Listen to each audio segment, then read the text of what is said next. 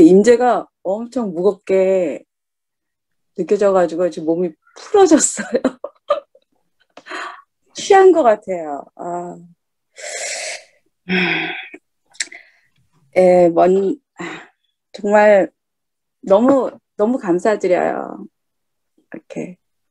감사하다 말을 가끔씩 드리는데 정말 감사드리고요. 정말 여기서 숨 쉬는 거 매일매일 하나님께 준영이랑 기도할 때도 이 땅에서 사랑하게 하시면 감사드립니다. 당신의 도우심에 감사드립니다. 또 많은 믿음의 식구들로 인해서 저희가 여기서 그 야베스의 축복을 누리고 살고 있음에 감사를 드립니다. 기도하고 있는데요. 정말 감사드려요. 한 달 전에 그 부탁을 받고 뭐 깊이는 아니지만 어떤 것을 나눌까 고민하다가 좀 가닥이 좀 잡힌 것 같아요. 요새 저의 상황을 말씀드리면 저 지금 4월 달에는 국가고시를 준비하고 있어요. 일본에 제가 오키나와 가지고 저희 교회 그 보육원에서 일을 하고 있잖아요. 근데 몇몇 그 베테랑 선생님들이 서상 한번 보육사 자격증 한번 따보라고 잘할 것 같다고 이렇게 말씀을 하시더라고요. 근데 그때는 별로 필요성을 못 느꼈기 때문에 잘 들리시나요? 네, 그때는 그렇게 큰 필요성을 못 느꼈기 때문에 뭐 감사하다, 왠지 인정을 받는 듯해서 이렇게 감사하다는 생각이 있었는데 저희 교회가 이렇게 작년 후반부에 130명 규모의 유치원을 세울 수 있는 어떤 큰 은총을 누리게 되었어요. 그래서 지금 건축이 시작되고 있는데 120명 정도의 유치원이 되려면 보육사 자격증이 있으면 좋지 않을까.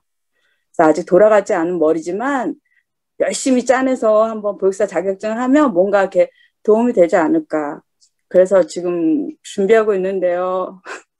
몇십 년 만에 공부를 하려니까 좀 힘들어요. 9가지 과목에 대해서 저 이번 주에는 일본 헌법에 대해서 우리나라 헌법도 잘 모르는데 일본 헌법도 지금 공부하고 있고요. 우리나라 복지가 뭔지도 모르는데 일본 복지, 일본 교육 진짜 공부하고 있어요.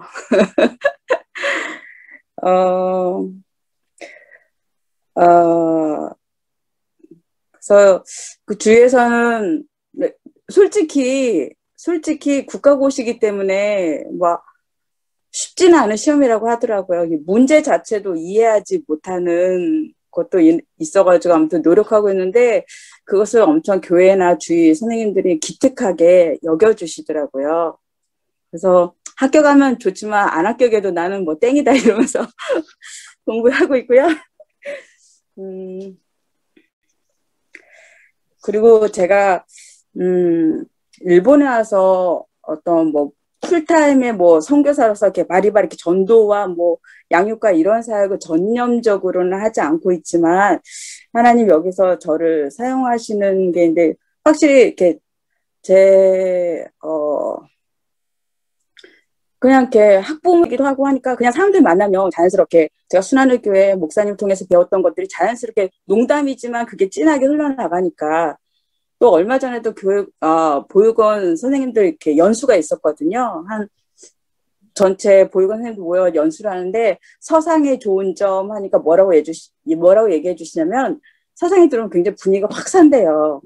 조용히 있던 애들도 막 흥분하고 그리고 제가 이렇게 칭찬을 많이 해준다고 그래서 뭐 안 먹던 애들도 막 잘한다 우와 대단해 그러면 막 먹고 나중에 토하기도 하고 아무튼 그래서 애들 팬이 나름 많아요. 그 언어 레벨도 비슷하기도 하고. 근데 선생님들이 처음에는 저에게 말하는 코드나 생각하는 코드를 잘 모르시다가 제가 말이 일본어를 몰라서 이상한 표현을 쓰시는 거 했는데 그게 아니라 이 사람은 정말 이상한 표현을 하면서 정말 쑥쑥 다가가고 있구나. 그리고 이 선생님 들어오면 굉장히 뭔가 모르지만 막 활기가 든다. 그래서 서상이 있으면 참 그날은 좋다 이렇게 얘기를 하시더라고요. 또 보육원 분위기가 좀 무거울 때 또 제가 그때만 잘 들어오나 봐요. 아무튼 그런 저의 그 은사로 사람들을 만나고 있는데, 여기 와가지고 제가 2018년도에 여기서 어떤 교회를 섬기면서 제가 큰 저의 바닥을 보는 그런 일이 있었고, 2018년도에 한국에 가서 저희 순환교회 사람들이 모두 100% 참석했었던 세미나가 있었잖아요. 그 세미나 뒤에 정말 저도 몰랐던 것을 많이 회복하게 되었고, 발견하게 되었고, 일본에 돌아가지고 회복하는 그 시간이 있었는데, 그때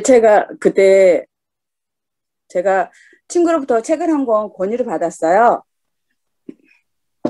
그 책이 뭐냐면, 언니 이거 읽어봐. 되게 좋다. 그러면서 준 책이 뭐냐면, 하마터면 열심히 살 뻔했네.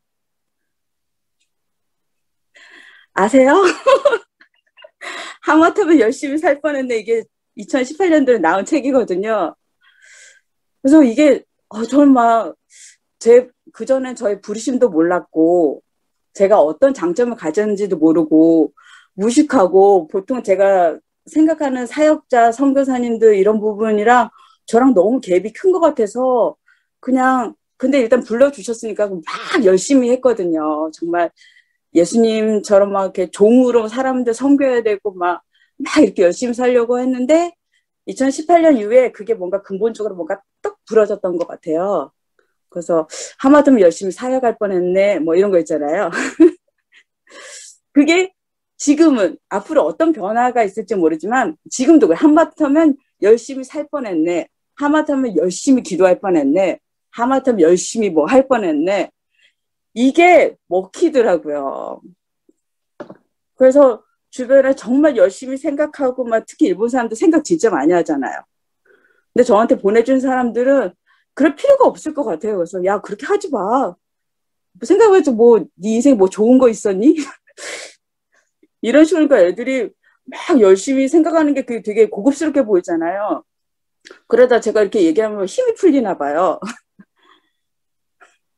그 얼마 전에도 되게 부유한 친구가 하나 있는데 그 친구가 교회도 몇 달 쉬었던 애인데 금식 기도를 한다는 거예요. 그래서 왜 금식 기도해? 그랬더니 너무 사업이 평탄해지니까 불안해가지고 금식 기도를 해야 될 것 같아서 한다는 거예요. 그래서 많이 비웃어졌어요. 그래도 되나 몰라 선교사가. 아무튼 이렇게 경직되고 뭔가 열심히 하려는 사람들 속에 하나님이 저를 보내신 거라 믿고 그렇게 열심히 할 필요 없어. 그냥 예수님 도와주세요.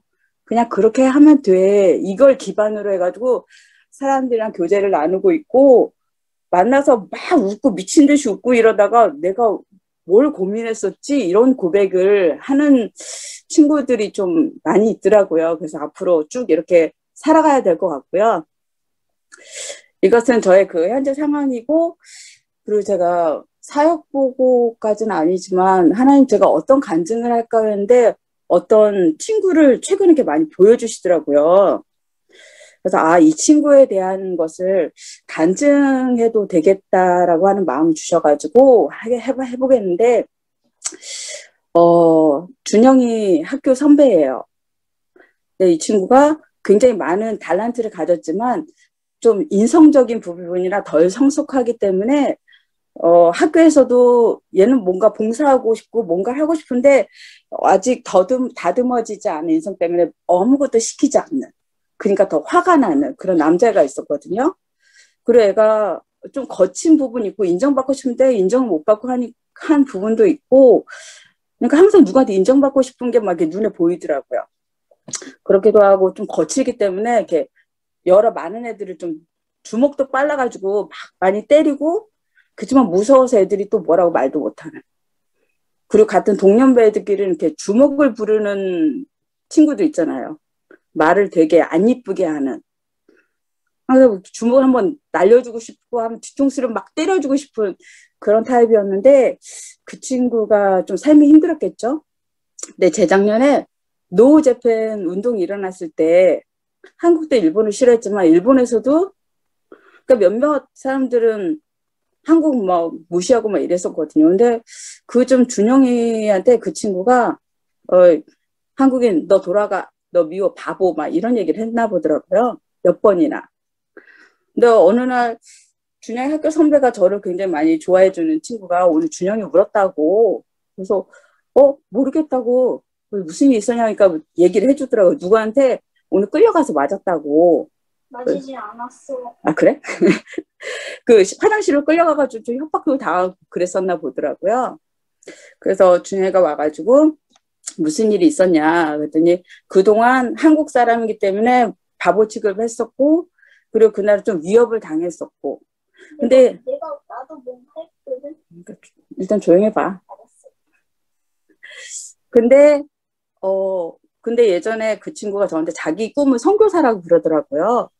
근데 제가 그걸 기억했는데 지금 이 시기가 언젠가 이 친구가 정말 하나님 부르셨다면 이 시기가 뭔가 흑역사가 되는 시기이긴 하겠다. 그래서 준영에게 그런 일이 일어났을 때 물론 뭐 온전히 그 친구만 잘못하지 않고 준영이도 뭐 여지를 준 게 있었겠죠. 근데 이제 그 일이 있었고 준영이가 그렇게 당했고 그래서 그냥 이렇게 이것을 능숙하게 도망가면서 피해갈 것인가, 아니면 이거 정면으로 맞설 것인가 한참 고민했어요. 얘기했다가 얘가 또 무슨 짓 당하면 어떡하나. 그런데 일단 얘가 예전에 선교사라고 했던 말이 생각나가지고 학교에다가 알렸어요. 학교에서 이제까지 침묵해왔고 걔가 했던 일들을 이렇게 참아왔었는데 이 월드미션 학교 있거든요. 월드미션인데 거기서 한국인이라고 비하하고 무슨 일을 했다는 것은 이거 굉장히 좀 그렇잖아요. 그래서 그때 전반적으로 그 친구한테 당했던 애들이 쫙 소환되고 해가지고 여러 가지 일들이 이렇게 있었거든요. 근데 알고 보니까 그 친구가 그때 헤비메탈이 아니라 데스메탈을 듣고 있었대요. 데스메탈 뭔지 아세요? 곧바로 죽어, 어떻게 죽여, 막 이런 데스메탈을 듣고 있으니까 이렇게 나오는 게 장난이 아니었던 거죠. 그래서 이것 때문에 부모님 소환되고 어쩌고저쩌고 해도 굉장히 긴 시간이 지났었는데 어느 날 교감선생님 저한테 그러더라고요.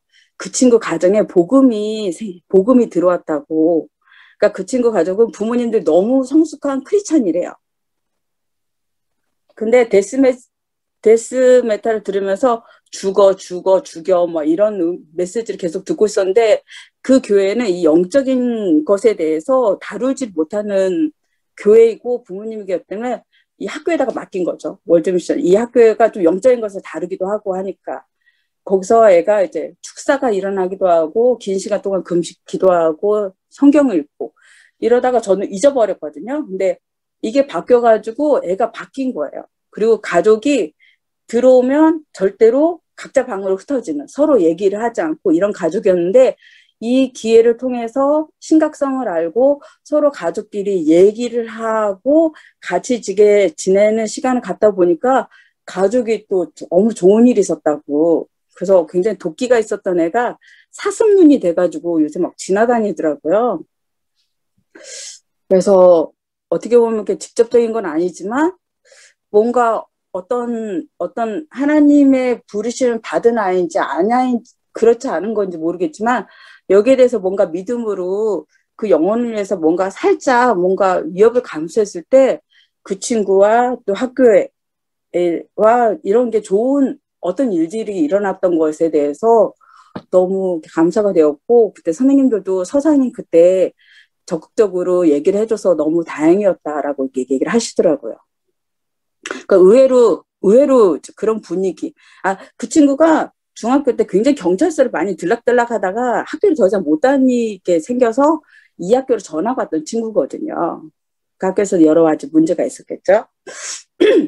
아무튼 요새는 예전에는 막 이렇게 눈빛이 강렬해가지고 막 주먹을 부르는 진짜 어떻게 하면 쟤를 어떻게 나쁜 짓을 할까 이러고 그러는데 진짜 예전보다 굉장히 유순한 눈을 하고 막 다니니까 그래도 우리 아들 우리 아들한테 나쁜 짓 했다니까 뭐 예전처럼 살갑게 대하진 않지만 그래도 감사가 되더라고요.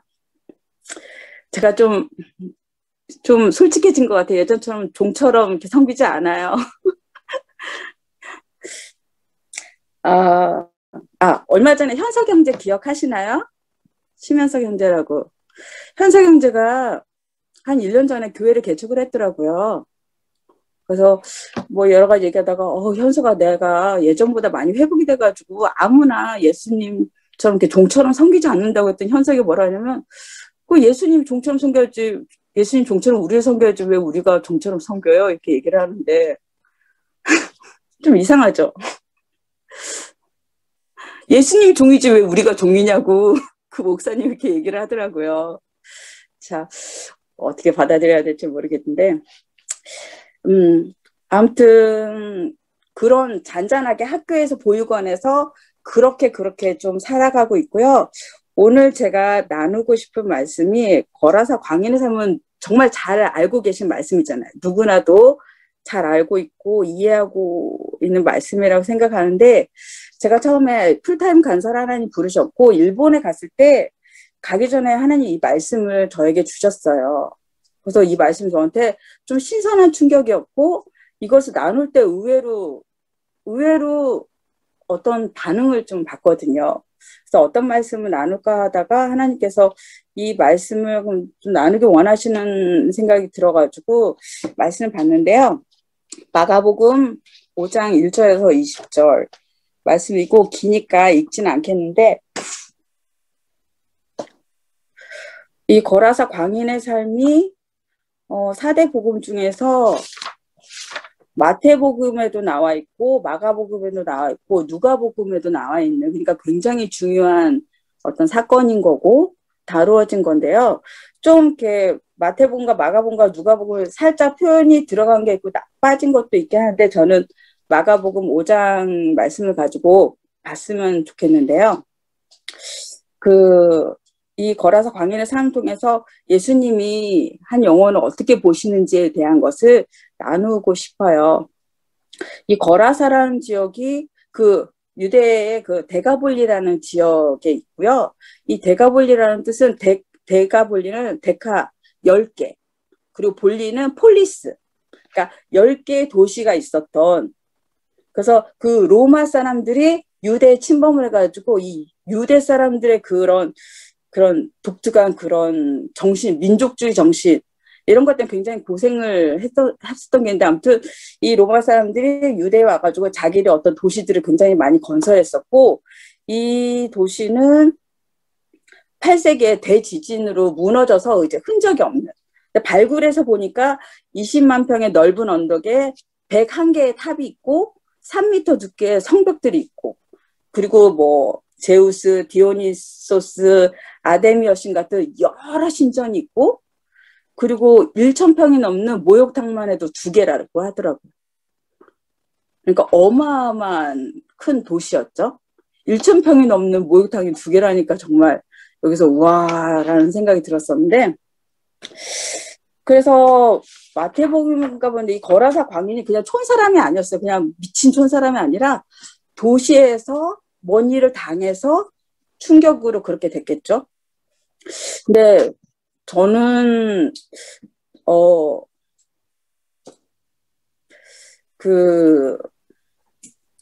이 미친 사람 정신 이상이 아니라 그냥 귀신이 든 사람이잖아요. 근데 뭐 증세는 비슷하긴 비슷한데 이렇게 여러 가지로 좀 검색해보고 찾아보고 하니까 이 사람의 가족이 로마 군인으로 해서 굉장히 몹쓸 짓을 당해서 정신이 나갔다. 그때 큰 충격을 해서 귀신이 들어왔다. 라고 표현하는 게 또 있더라고요. 그러니까 저도 인생에서 이렇게 많지는 않지만 어떤 굉장히 큰 충격을 받았을 때 제가 말을 잘하고 웃기도 잘하고 하는데 제가 말을 못하게 되더라고요. 그 상황에서 그 얘기를 듣고 정말 감당하기 힘든 그 힘든 상황에서 제가 말을 못하고 어버버버버버 그렇게 되는 거예요. 제가 이 어버버버 말을 못하는 이런 상태가 정말 있을 수 있구나. 그 일본 황제의 부인들이 너무 스트레스가 많아가지고 다 실어증에 걸렸거든요. 지금 마사코 왕비도 실어증에 정말 하버드 대학 나와서 외교관으로 있다가 끝없는 구애 끝에 결혼해가지고 황실에 들어왔는데 이 황실에서 엄청난 그 이지매가 있어서 또 말을 잃었어요. 그 전에 천황의 그 미치코상도 실어증을 겪었고 그래서 아, 나는 잠깐 동안에 한 두세 시간 동안 말을 잃었는데 그 사람들은 얼마 오랜 기간 동안 얼마나 기가 막힌 상황 때문에 그렇게 몇 년간 실어증에 걸렸었을까. 그리고 이 거라사 이 사람도 얼마나 대단했길래 무덤가에서 밤낮 소리를 지르고 고랑과 쇠사슬을 여러 번 깨뜨렸다. 이거 보니까 이 미쳐도 제대로 미쳤던 것 같아요. 괜히 꼽만 꼽고 뭐 이렇게 해 하는 게 아니라 정말 몇 번이나 묶어야지 안심할 수 있는 그점 그걸 다 깨버린 괴력을 발휘했던 사람이고 돌로 자기 몸을 계속 상하게 했고 그리고 마가복음은 나오지 않지만 다른 데로 옷을 항상 벗고 있었어요. 그러니까 저 가끔 집이 지방이니까 서울역에서 이렇게 기차를 기다릴 때가 많은데 거기서 좀 이렇게 좀 그런 분들이 많으시잖아요. 그래서 저도 이렇게 좀 달갑지 않은 경험을 좀 몇 번 겪었거든요. 좀 무섭기도 하고. 근데 그 사람들은 빨가보지도 않았고 돌로 자기 몸 해하지도 않고 그러신 분들에도 굉장히 무섭고 힘들었고 지금도 서울역에 가면 이제 그런 트라우마가 있고. 근데 이 분을 위해서 그리고 이분은 어떻게 보면 유익을 끼치지 못하고 묶어놓을 정도니까 그냥 차라리 죽는 게 편하지 않을까. 있으면서 무슨 의미가 있을까. 그리고 그 외경 같은 걸 찾아보니까 이 분이 어느 정도냐면 짐승들이랑 고기 뜯어 먹으려고 그때 이 로마의 무덤은 그 부자들은 그냥 그 종교인과 가족들의 계속 먹을 것을 갖다 놓으면 그것을 먹고 죽은 사람이 살아간다는 그런 생각이 있었대요. 그래서 무덤을 정말 부자들은 정말 식탁도 있고 먹을 것이 항상 있었고 그렇다고 그러네요. 그러니까 거기서 먹으면서 짐승들이랑 같이 막 으르렁대면서 싸우면서 굉장히 대단한 사람인 것이었죠.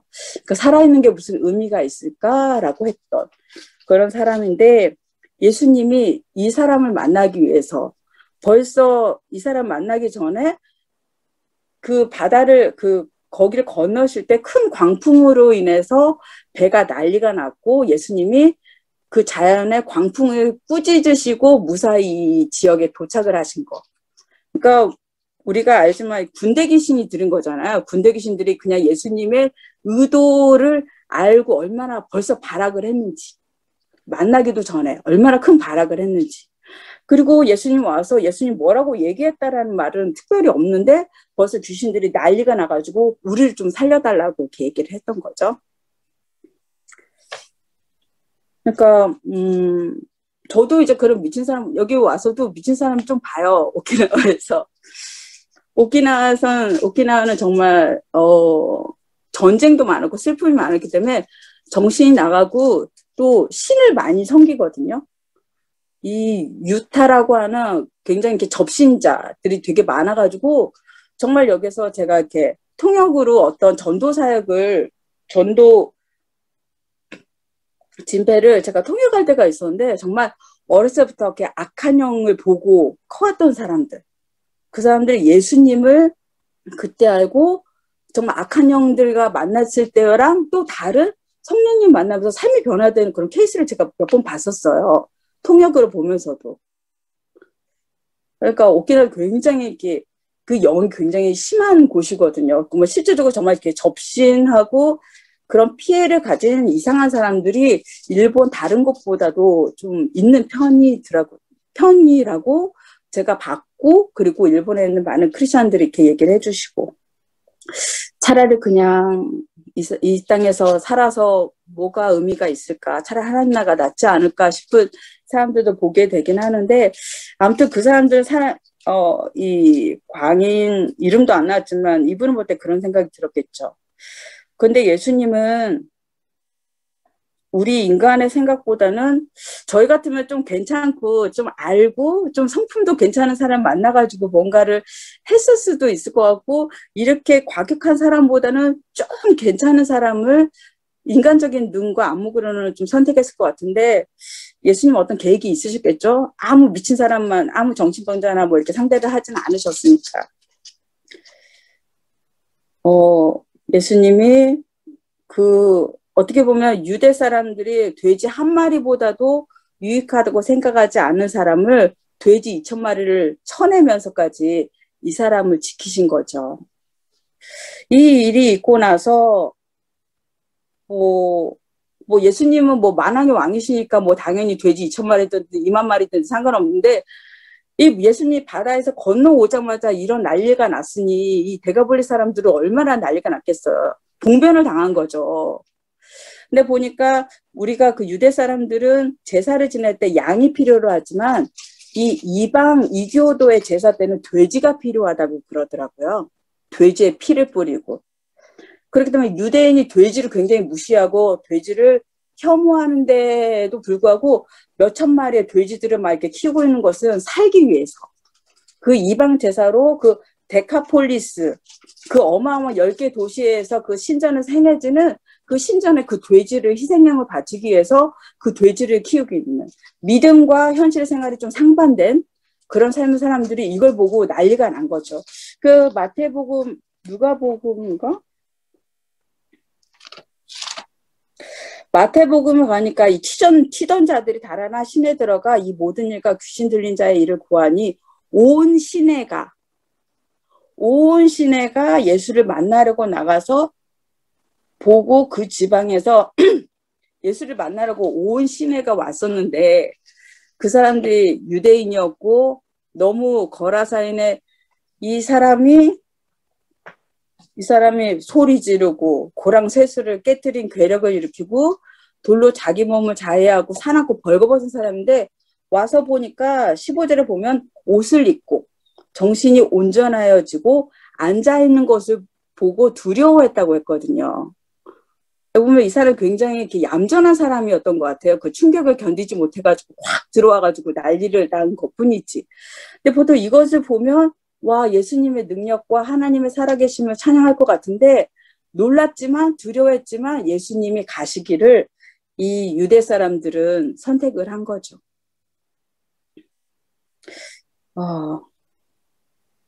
한 사람의 변심보다 경제적 득실. 아직 그 데카폴리스의 그 도시에 들어오기 전에도 벌써 2,000마리의 돼지들이 없어졌는데 이 도시로 점점 들어오면 일어날 일들이 이 사람들 계산이 안 됐을까요? 계산을 하다 보니까 하나님 살아계시고 사람 회복되면 좋긴 하는데 내 생업을 잊어버리고 난리가 나고 그걸 생각하니까 예수님 가세요라고 하신 거죠. 그래서 예수님의 선택과 이 사람들의 선택 그리고 앞으로 우리가 어떤 사람 하나님이 필요한 사람들이 엄청 많지만 우리가 어떤 마음으로 어떻게 사람을 바라봐야 될까 그것에 대해서 좀 도전을 받았는데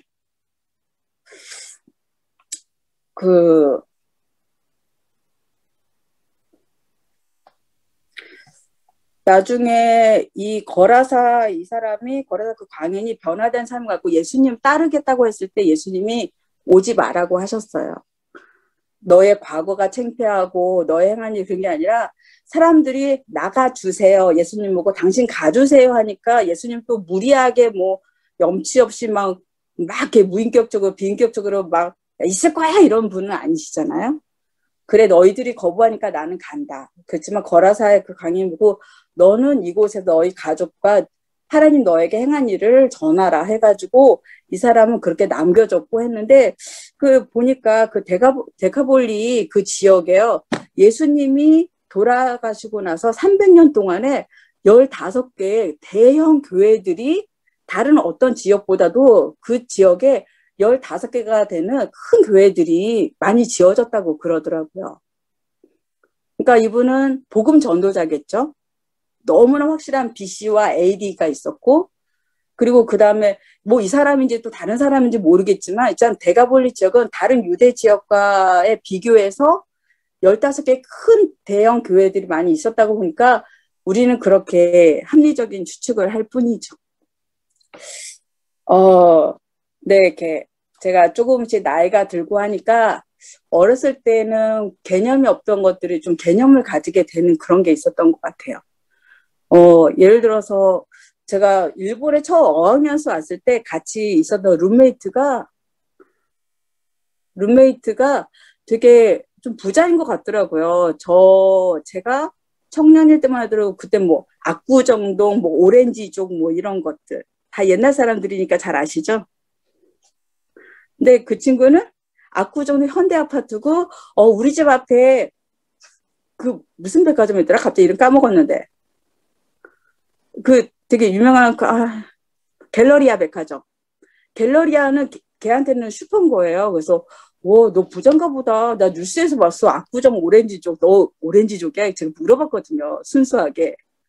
그랬더니 뭐 여러 얘기하면서 우리 아빠는 빌딩이 2개고 엄마가 아빠보다 좀 많아요. 빌딩 3개 이렇게 얘기를 하더라고요. 근데 걔가 저를 많이 좋아해줘서 굉장히 삶이 편했거든요. 굉장히 편했어요. 아빠 빌딩 2개, 엄마 빌딩 3개인데 언니 한국보다 너무 싸 이러면서 막 화장품 세트를 사가지고 막 한국으로 보내고 근데 그때 몰랐는데 지금 생각해보니까 우와 빌딩 2개, 빌딩 3개 어마어마하잖아요. 그리고 얼마 전에 이렇게 준영이 삼촌이 와가지고 예전에 몇 년 전에 그 부루마블 게임 하신 적 있으세요? 해본 적 있어요?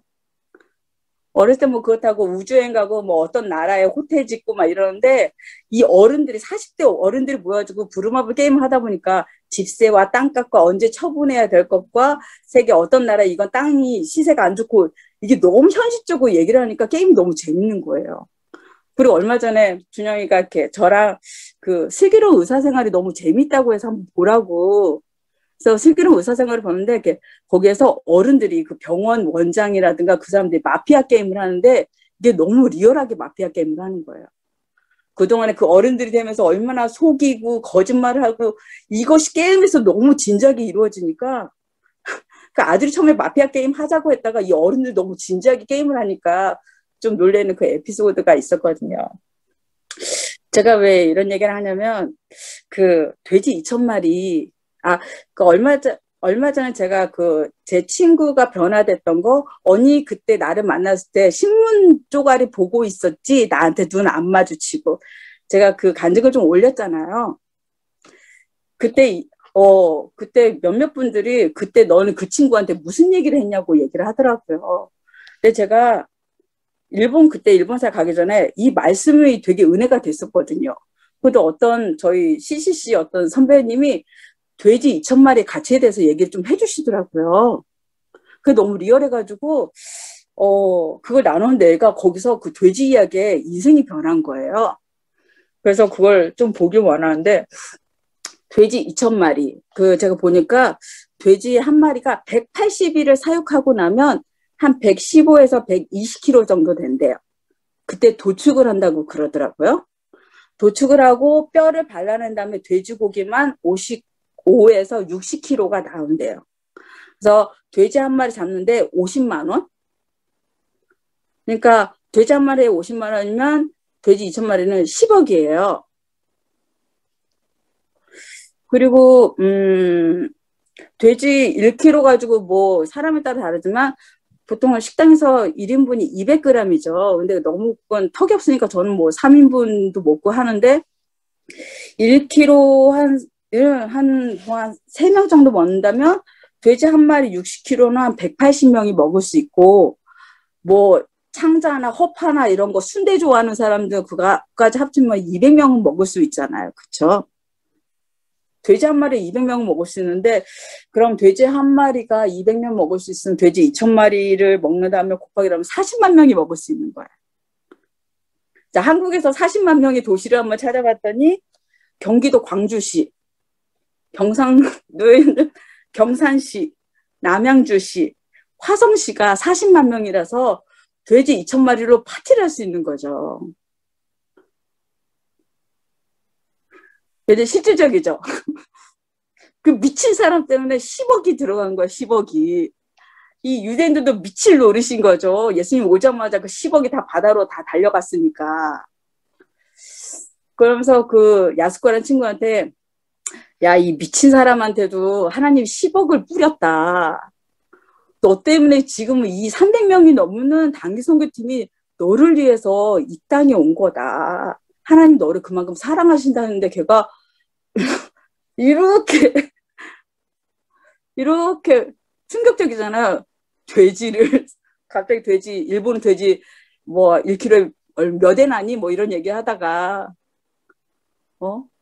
거의 뭐 10억이니까 1억 엔이죠. 일본 그래, 단위가 그렇게 됐을 것 같아요.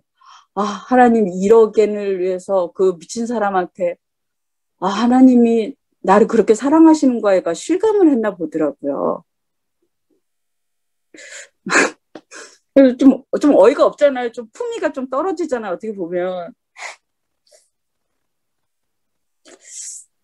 근데 아무튼 그 뒤로 그 친구가 매일매일 저한테 찾아왔었고, 무슨 말을 했는지 모르겠지만 또 그 단기 선교가 끝난 다음에 저만 믿고 한 달간 왔어요. 전 서울에 집도 없고 잘 곳도 제대로 없었는데 같이 유랑생활하면서 한 달간 같이 지내다가 엄청 거기서 많은 경험을 했었고 많은 도전과 이런 거 많은 사람들 얻고 돌아간 다음에 그 친구가 팍팍 바뀌어가지고 그 교회에서 굉장히 저한테 되게 감사하다는 말을 전해줬었거든요.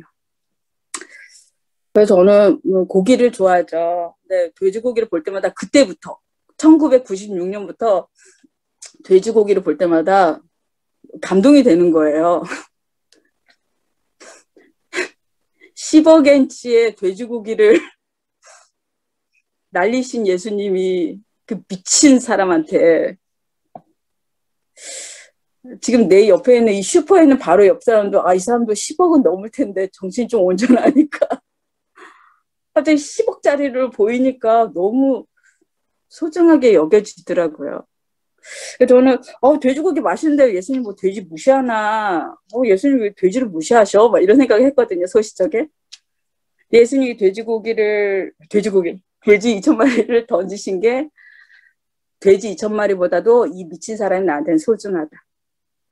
그리고 이 돼지는 이방 선전의 제물로 바쳐졌던 건데 예수님은 완전 직접적이 아니라 간접적으로 이방 그 종교와의 어떤 전쟁의 어떤 샘플을 보여주셨다고 생각을 하게 되는 것 같아요. 그래서 저는 한국의 제주도에 돼지고기가 되게 많잖아요. 돼지 뼈를 베이스로 하는 음식도 많고, 근데 오키나와도 그렇거든요. 그러니까 더 돼지를 볼 때마다 돼지고기를 볼 때마다 10억짜리들 이렇게 생각하게 되는 것 같아요. 그래서 우리가 뭐 아무나 주님의 종처럼 아무나 섬기지 않고 하나님 마음을 주시고 우리에게 그런 음성을 들었을 때 그 사람은 섬기게 되겠지만 그래도 예전보다 저 사람 이상이 나랑 맞지 않아 이런 생각보다는 저 사람은 15억 할 것 같아 20억 할 것 같아 이런 느낌으로 그 사람들을 실질적으로 뭔가 그 느낌으로 대하니까 물론 하나님 주시는 사람 소중히 여기는 것도 있지만 실질적으로 그런 가치를 다 계산할 수가 없죠. 그 사람에 대한 거. 그렇지만 재밌게도 이제 그걸 베이스로 해가지고 즐겁게 사역을 해가고 있는 것 같아요.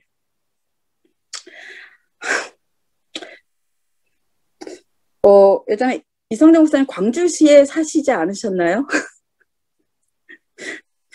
광주시, 경산시, 남양주시, 화성시를 다 먹일 수 있는 그 돼지고기 양인데 하나님 너무 감사한 것 같아요. 기도하고 마치도록 하겠습니다. 하나님, 우리에게 당신의 마음을 조금이라도 느끼게 해주셔서 감사합니다. 사랑하는 순환의 교회 성도님들이 각자 있는 곳에서 각자 다른 위치와 각자 다른 은사와 각자 다른 걸로 사람들을 섬기게 하심을 감사드립니다. 하나님, 우리가 또 그런 대가를 힘들다 하지 않고 기꺼이 믿음으로 그 대가를 치르면서 또 그 사람들을 바라보게 하심을 또 감사드립니다. 하나님, 우리들의 삶 가운데 당신의 놀라운 일들을 우리가 순종하며 나아갈 때 영혼이 변하고 가정이 변하고 사회가 변하는 그런 놀라운 일들을 계속적으로 보며 갈 수 있도록 때론 힘들 때마다 우리를 격려해 주시고 응원해 주시고 우리에게 힘을 주시도록 하나님 우리가 어떤 사람을 만나든지 하나님의 그 아름다운 시선을 잃지 않도록 우리가 사람들 향해서 소망을 잃지 않도록 하나님 우리를 격려해 주시고 독려해 주시기 원합니다. 하나님, 우리의 열심으로는 아무것도 할 수가 없고 우리의 열심과 우리의 생각으로는 쉽게 지칠 수밖에 없는데 날마다 당신의 사랑과 성령의 그 능력에 힘입어 우리가 살 수 있도록 도와주시기 원합니다. 하나님, 무엇보다도 우리의 삶을 변화시켜 주셔서 감사합니다. 우리 삶의 무거운 올무를 내려놓게 해 주셔서 감사합니다. 하나님, 더욱더 당신을 사랑하며 살아갈 수 있도록 도와주세요. 감사드리며 예수님의 이름으로 기도드렸습니다. 아멘.